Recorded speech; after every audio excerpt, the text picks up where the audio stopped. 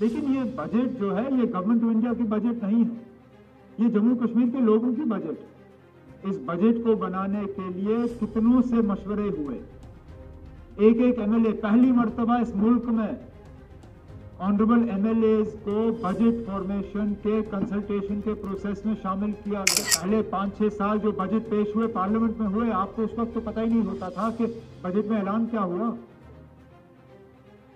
मुझे खुद पिछले 5 साल का 6 साल का याद ही नहीं है कि बजट में जम्मू कश्मीर के लिए क्या ऐलान होता। प्राइम मिनिस्टर साहब का बजट होता तो यहाँ सवाल जवाब होता ही नहीं, क्योंकि प्राइम मिनिस्टर साहब तो यहाँ आके आपके सवालों का जवाब नहीं देते, यूनियन फाइनेंस मिनिस्टर साहिबा यहाँ आके आपके सवालों का जवाब नहीं देते। ये जम्मू कश्मीर के लोगों की चुनी हुई हुकूमत का बजट है, मैनिफेस्टो के वादे एक एक करके हम पूरा कर रहे हैं। लेकिन मैंने बार बार ये कहा है कि लोगों ने हमें 5 हफ्ते की हुकूमत नहीं दी, 5 महीने की हुकूमत नहीं दी, 5 साल की हुकूमत। इसलिए तो हम स्मार्ट मीटरों की बात कर रहे हैं, क्योंकि स्मार्ट मीटर में जितना आप बिजली इस्तेमाल करोगे उतना ही आपको भरना होगा। ज़्यादा से ज़्यादा जहाँ स्मार्ट मीटर लगेंगे वहाँ बिजली का सही इस्तेमाल होगा, फिर आप उतनी ही बिजली इस्तेमाल करोगे जितना बिल भरने की आपकी ताकत होगी। केसेस तैयार हो रहे हैं, उनके लिए केस कर रहे हैं। लेकिन जहाँ तक आपने रेगुलराइजेशन के हवाले से आप सवाल कर रहे हैं, मैंने पहले ही कहा है, पहले हम उनका नंबर तय करेंगे, उसके बाद उनके लिए पॉलिसी। बहुत सारे ऐसे डेलीवेटर्स हैं जो बार बार ये कह रहे हैं कि एसआरओ बनना चाहिए सर, उनके बच्चों को कोई फायदा नहीं मिल रहा है उसका। मेरी रिक्वेस्ट, मुझे इस बात का बखूबी एहसास है कि 2018 के बाद एक बार फिर जम्मू कश्मीर की असेंबली में जम्मू कश्मीर का बजट पेश हुआ। उसके साथ साथ मुझे इस बात का भी एहसास है, जो मुझे अभी ही इसका ख्याल आया, कि कम से कम जम्मू कश्मीर में ये पहली मर्तबा है कि जम्मू कश्मीर के वजीर आला ने फाइनेंस मिनिस्टर की सूरत में बजट पेश किया है। कोशिश हमारी तरफ से हुई कि बजट वो पेश हो जिससे लोगों को फायदा मिले, लोगों की रोजमर्रा की जिंदगी में थोड़ी सी आसानी आए और जम्मू कश्मीर में तरक्की का दौर जो है वो और तेजी से आगे बढ़े। ये हमारा कभी दावा नहीं था कि सारा कुछ एक ही बजट में होगा, न हमारा ये दावा था कि हमारे इलेक्शन में किए हुए वादे सारे एक ही बजट में पूरे होंगे। तो इसलिए मैं यहां बैठ के ये नहीं कह रहा हूं कि सारा कुछ अब हो गया है। हम ये कह रहे हैं कि आने वाले 5 साल के लिए हमने बुनियाद रखी है। बुनियाद मजबूत हो तो उसके ऊपर जो दायरा बनता है, जो स्ट्रक्चर बनता है, वो मजबूत होगा। अगर बुनियाद कमजोर रही तो जो आप उन बुनियादों पर कायम करने की कोशिश करोगे वो रहेगा नहीं। और कहीं पर भी, किसी भी समाज में, किसी भी सोसाइटी में जब ख्याल रखना है तो सबसे पहले ख्याल उनका रखा जाता है जिनको सबसे ज्यादा जरूरत है। इसलिए सोच समझ के इस बजट में जो इनिशिएटिव्स लिए गए, जिन वेलफेयर मेजर्स का आज ऐलान हुआ, वो जम्मू कश्मीर की सबसे गरीब जो तबका है उनके लिए है। ये बुनियाद है।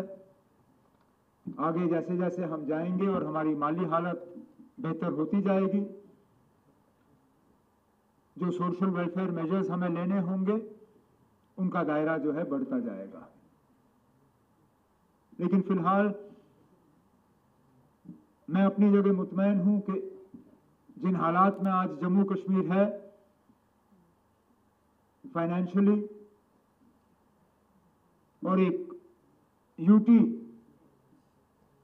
की सूरत में, ये जम्मू कश्मीर के लिए एक बेहतरीन शुरुआत है और मेरी और मेरे साथियों की, हमारी हुकूमत की लगातार कोशिश रहेगी कि जम्मू कश्मीर के लोगों को इस इलेक्शन में हिस्सा लेने का भरपूर फायदा हासिल हो। हमारा फर्ज है कि जो सबसे ज्यादा मदद के हकदार हैं उनको मिलना चाहिए। तो इस बजट में सोच समझ के हमने एएवाई को जो है मदद की। अब आगे जाके जैसे हमारी माली हालत जो है बदल जाएगी, जिस तरह वो नए प्रोजेक्ट्स, पावर प्रोजेक्ट्स हमारे जो ऑन स्ट्रीम आ जाएंगे, उससे हमारी कमाई बढ़ेगी और कुछ इकदाम उठाए जाएंगे जिससे हमारी कमाई बढ़ेगी। उसमें फिर हम जो बीपीएल कैटेगरी के लोग हैं उन्हें भी जो फायदे गवर्नमेंट की तरफ से मिलने चाहिए उनको भी इनमें शामिल किया जाएगा। उसमें तो कोई बदलाव नहीं है। ओल्ड पेंशन स्कीम के मुलाजिम जो है वो ओल्ड पे रहेंगे, जो नए मुलाजिम लगे हैं वो न्यू पेंशन स्कीम पे होंगे और इसमें कोई बदलाव लाने की बात नहीं है। जहाँ तक जर्नलिस्ट के पेंशन्स वगैरह की बात है, मैं ईमानदारी से कहूँ हमने इसके बारे में सोचा नहीं है, लेकिन अगर आपके पास कोई ऐसे मतलब आइडियाज़ हैं जो आप शेयर कर सकते हो, उसमें फिर आप देख लीजिए ना कितना बर्डन आप उठाने के लिए तैयार हो और कितना आप हमारे ऊपर डालने के लिए कितना चाहते हो। क्योंकि हम चाहते हैं कि एक वाइब्रेंट प्रेस जो है वो कायम हो। जम्मू का प्रेस क्लब चल रहा है शायद, लेकिन श्रीनगर में चल नहीं रहा है। श्रीनगर का प्रेस क्लब दोबारा चले, उसके लिए इकदाम उठाए जाएंगे। We've had so many questions that I don't know where to start. One, SRTC daily ridership is more than 20,000. So it's not as if SRTC buses are going empty. And it is our endeavor to augment that fleet and strengthen SRTC's network. So obviously, ladies, when they're able to travel free, both within the e-bus network and SRTC, we believe that it will benefit them greatly. I don't expect anything but criticism of the budget from the opposition, because that's why they're called opposition.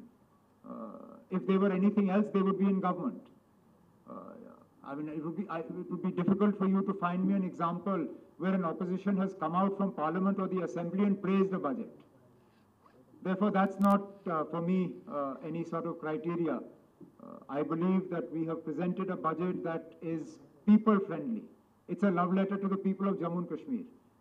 To that extent, if there are people of Jammu and Kashmir who voted for the BJP, then it's a love letter to them as well.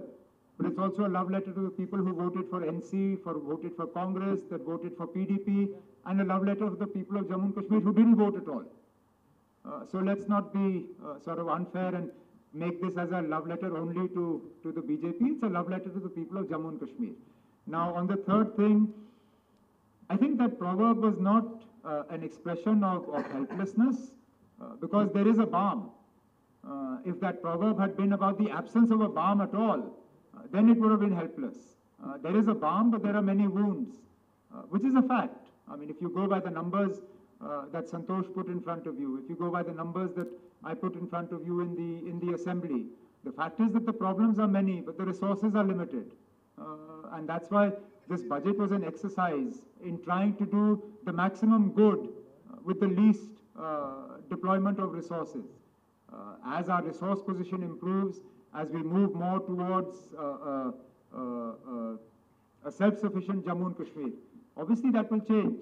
Now, the question that you asked me, I still maintain that a UT with assembly is by far the worst form of government in the country. I have no hesitation in saying this. I've said this before, I'll say it again.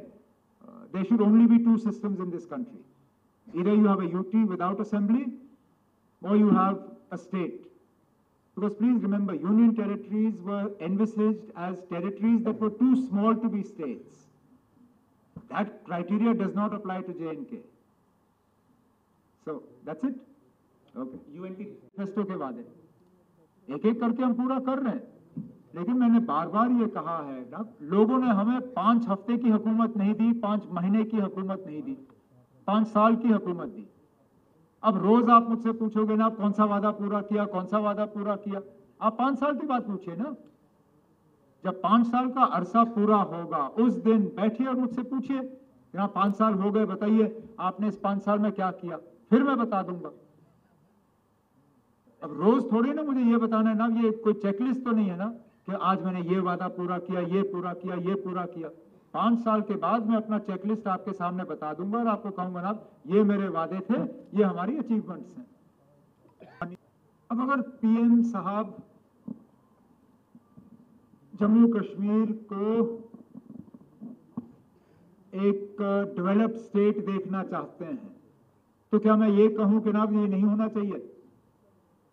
हम में से कोई ऐसा है जो ये कहेगा ना जम्मू कश्मीर डेवलप नहीं होना चाहिए सिर्फ इसलिए क्योंकि पीएम साहब ने कहा है?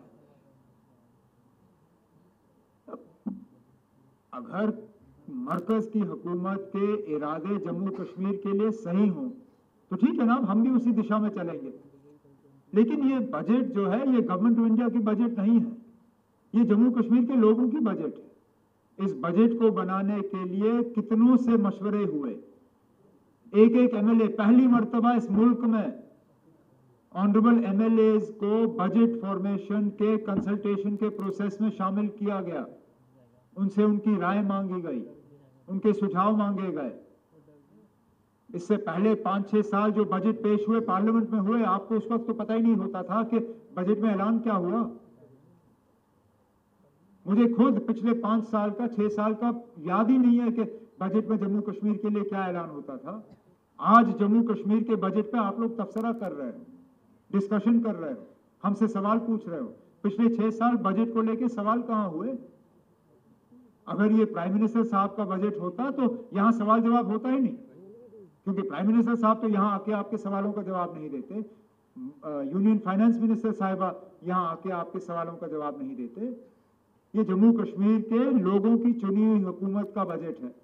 अब अगर इसमें प्राइम मिनिस्टर साहब जो जम्मू कश्मीर के लिए चाहते हैं और हम जो जम्मू कश्मीर के लिए चाहते हैं, अगर कहीं ना कहीं डेवलपमेंट के लिहाज से कोई हमारी पटरी मिल जाए तो अच्छी बात है ना, जम्मू कश्मीर के लोगों को उसका फायदा है। इसीलिए तो हम स्मार्ट मीटरों की बात कर रहे हैं, क्योंकि स्मार्ट मीटर में जितना आप बिजली इस्तेमाल करोगे उतना ही आपको भरना होगा। तो इसलिए मैं बार बार अपने बजट की स्पीच में, एलजी साहब के खुतबे में, मीडिया से इंटरेक्ट करते हुए मैं कहता हूँ ना कि ज़्यादा से ज़्यादा जहाँ स्मार्ट मीटर लगेंगे वहाँ बिजली का सही इस्तेमाल होगा, फिर आप उतनी ही बिजली इस्तेमाल करोगे जितना बिल भरने की आपकी ताकत होगी। और जो सबसे गरीब तबका के लोग हैं उनकी हुकूमत मदद करेगी, जिस तरह हमने बजट में ऐलान किया है। जहाँ तक के केसेस तैयार हो रहे हैं उनके लिए केस कर रहे हैं, लेकिन जहाँ तक आपने रेगुलराइजेशन के हवाले से आप सवाल कर रहे हैं, मैंने पहले ही कहा है, पहले हम उनका नंबर तय करेंगे, उसके बाद उनके लिए पॉलिसी। बहुत सारे ऐसे डेलीवेजर्स हैं जो बार बार ये कह रहे हैं कि एसआरओ बनना चाहिए सर, उनके बच्चों को कोई फायदा नहीं मिल रहा है उसका। मेरी रिक्वेस्ट है